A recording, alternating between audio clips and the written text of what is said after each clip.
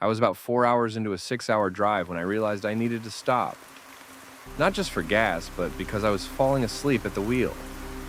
My eyes kept drifting shut for half a second at a time. That thing where you blink and suddenly you're 50 feet further down the road than you thought you were. I turned up the music and rolled down the window, but the cold air only helped for a few minutes. I needed caffeine. The highway was empty. I hadn't seen another car in at least 20 minutes. When I saw the glow of a gas station sign up ahead, I felt relieved. It was one of those old independent places, not a chain. The kind that looks like it hasn't been updated since the 80s. A single building with 2 pumps out front and a hand-painted sign that said, "Last stop for 70 miles." I pulled in and parked at the pump. The lot was empty except for a beat-up truck parked around the side of the building. I figured it belonged to whoever was working the night shift. I got out, stretched my legs, and filled my tank. I paid at the pump and headed inside. I should have just gotten back in my car and left. But I needed that coffee, and I needed to use the bathroom. So I walked inside. The store was small, a few aisles of snacks and car supplies. A coffee station in the back corner with those glass pots that had probably been sitting on the burner for hours. A cooler full of sodas and energy drinks along the back wall. The lights were that harsh fluorescent kind that made everything look slightly off. The attendant was behind the counter. He was maybe 50, with thinning gray hair and a face that looked like it hadn't slept in days. He had the TV on, some late-night infomercial with the sound turned low. He looked up when I walked in and something in his expression changed. Just for a second. Like he was surprised to see me, or worried. "Evening," he said. "Hey, just grabbing a coffee." I walked to the back and poured myself a cup. It was burnt and bitter, but I didn't care. I just needed the caffeine to get me through the next 2 hours. I grabbed a candy bar too and brought everything to the counter. The attendant rang me up slowly. He kept glancing past me toward the windows, toward my car. "Driving alone?" he asked. "Yeah." "Long trip?"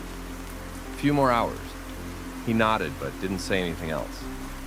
He was staring at the window again.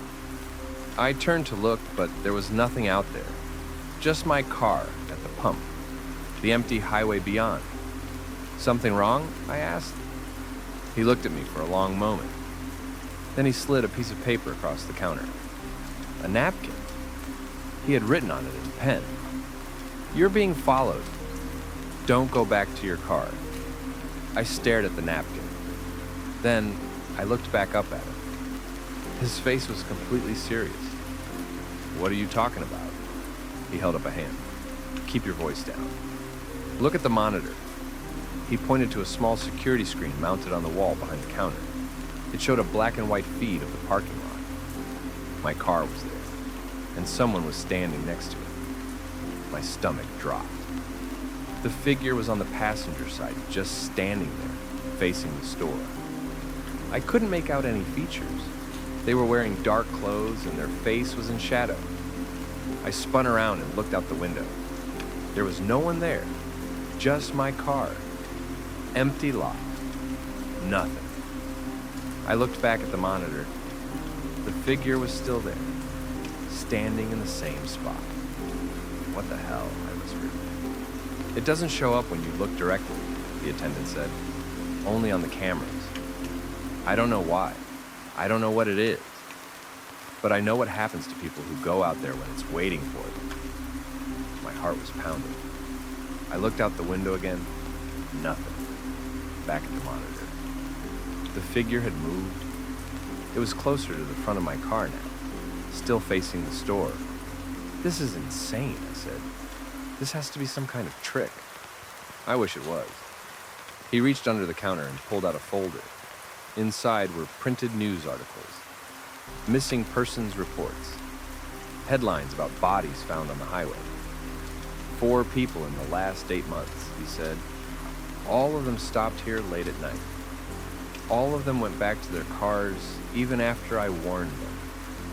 They found them a few miles down the road.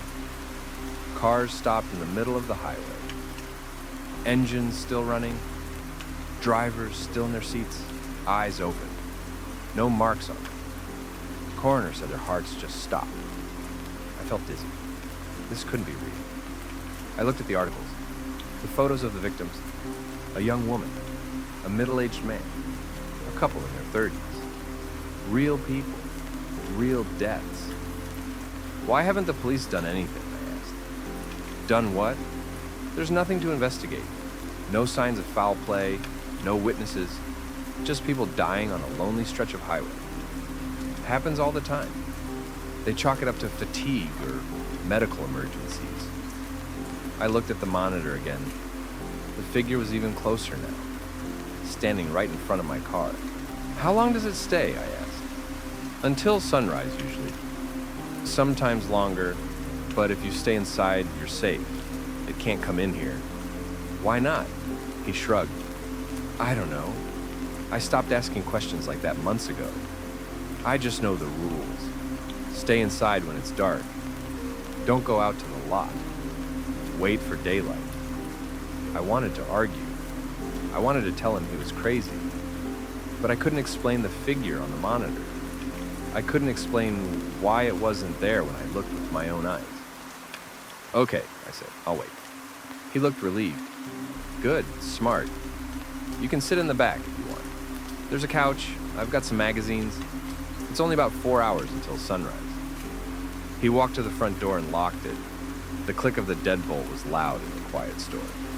Just in case, he said. Sometimes people panic and try to run. This way you won't do anything stupid. Something about the way he said it made me uncomfortable. But I told myself he was just being cautious. He was trying to help. I sat down on a stool near the counter. The attendant went back to watching his infomercial. Every few minutes I would look at the monitor. The figure was always there. Sometimes in a different position. Sometimes closer to the building. But always there. After about an hour, I asked if I could use the bathroom. He pointed to a door near the back of the store. Right through there. I got up and walked toward it. As I passed the counter, I glanced at the security monitor again. Something was different. It took me a second to realize what it was. The timestamp. The footage showed 11:47 p.m., but it was after 3 a.m. now. I had checked my phone when I first came inside. It was definitely past 2. I stopped walking. I looked at the monitor more carefully. The footage wasn't live. It was a loop. The same few minutes playing over and over. My blood went cold. I looked out the window at my car. Really looked this time. There was no one out there. There had never been anyone out there. I kept my voice calm. Hey, what time does that camera say? He didn't answer for a second. When I turned around, he was standing right behind me. You should use the bathroom, he said. His voice was different now, flatter. You've been holding it for a while. The timestamp is wrong, I said. The footage is old. His expression didn't change. He just stared at me with those tired eyes. You saw the articles, he said. You saw what happens to people on this highway. Those could be from anywhere. Anyone could print those out. He took a step toward me. I took a step back. You should stay, he said. It's not safe out there. I looked at the door. Locked. The deadbolt needed a key from this side. Where's the key? I asked. I can't let you leave. Not until morning. For your own safety. I backed up further. My hand found the door handle to the back room. I pushed it open and stepped through. It wasn't a break room. It was a storage space. Dim light from a single bulb. Shelves lined the walls, and on the shelves were boxes. Dozens of them. Each one labeled with a date. I opened the nearest one. Inside was a wallet. A phone with a cracked screen. A set of car keys. A driver's license. The photo showed a young woman. Blonde hair. Smiling. I recognized her face from the articles. I opened another box. Different items, different license. The middle-aged man. He hadn't been warning those people. He had been taking them. I heard footsteps behind me. I turned around. He was standing in the doorway, blocking the exit. They always figure it out, he said, but by then it's too late. No cell signal out here. Nearest town is 40 miles. No one to hear you scream. He was holding something, a length of cord. I backed into the shelves. My hand closed around something heavy. A wrench. Old and rusted, but solid. You don't want to do this, he said. It'll be easier if you just cooperate. He stepped forward. I swung. The wrench connected with the side of his head. He staggered sideways and hit the wall. I didn't wait to see if he went down. I ran past him through the doorway into the main store. The front door was still locked. I grabbed a stool from the counter and swung it at the glass window. It cracked but didn't break. I swung again. Again. I could hear him behind me, getting up, cursing. The third swing went through. I knocked out the remaining glass with the stool and climbed through the window frame. Shards cut my arms and legs, but I didn't care. I dropped onto the pavement outside and ran for my car. My keys were still in my pocket. My phone was still in the cup holder where I left it. I got in and started the engine. In the rearview mirror, I saw him stumbling out through the broken window. I floored it. I drove for an hour without stopping. When I finally pulled over at a rest stop, my hands were shaking so badly I could barely hold my phone. I'm sitting in my car now, doors locked, engine running. I called 911. They're sending someone to the gas station. They told me to stay where I am, wait for an officer to come take my statement. I keep checking my mirrors. I keep expecting to see headlights behind me. The sun is coming up now. I can see the sky turning gray on the horizon. I should feel relieved, but I don't.